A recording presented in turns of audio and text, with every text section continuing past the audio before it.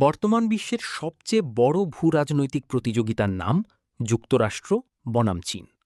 কিন্তু প্রশ্ন হল, কেন এত সমস্যা এই দুই পরাশক্তির মধ্যে? একসময় যুক্তরাষ্ট্র ও চীনের সম্পর্ক এতটা খারাপ ছিল না, বরং অর্থনীতি ও বাণিজ্যে তারা একে অপরের বড় অংশীদার ছিল।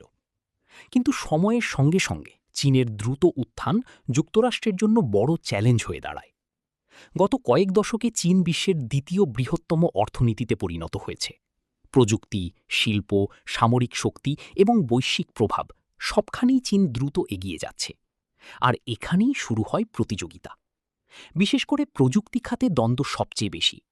যুক্তরাষ্ট্র মনে করে চীনের কিছু প্রযুক্তি কোম্পানি তাদের জাতীয় নিরাপত্তার জন্য ঝুঁকিপূর্ণ। তাই হুয়াওয়ের মতো কোম্পানির ওপর বিভিন্ন নিষেধাজ্ঞা আরোপ করা হয়। আরেকটি বড় কারণ বাণিজ্য যুদ্ধ। যুক্তরাষ্ট্র অভিযোগ করে চীন অন্যায্য বাণিজ্য নীতি অনুসরণ করে এবং মার্কিন প্রযুক্তি ও মেধাসত্ত্বের ক্ষতি করে। এর জবাবে দুই দেশ একে অপরের পণ্যের ওপর বাড়তি শুল্ক আরোপ করে। তবে সমস্যা শুধু অর্থনীতিতে সীমাবদ্ধ নয়। দক্ষিণ চীন সাগর, তাইওয়ান ইস্যু এবং এশিয়ায় সামরিক প্রভাব নিয়েও উত্তেজনা বাড়ছে। যুক্তরাষ্ট্র তাইওয়ানকে সমর্থন দেয়, কিন্তু চীন তাইওয়ানকে নিজেদের অংশ বলে দাবি করে।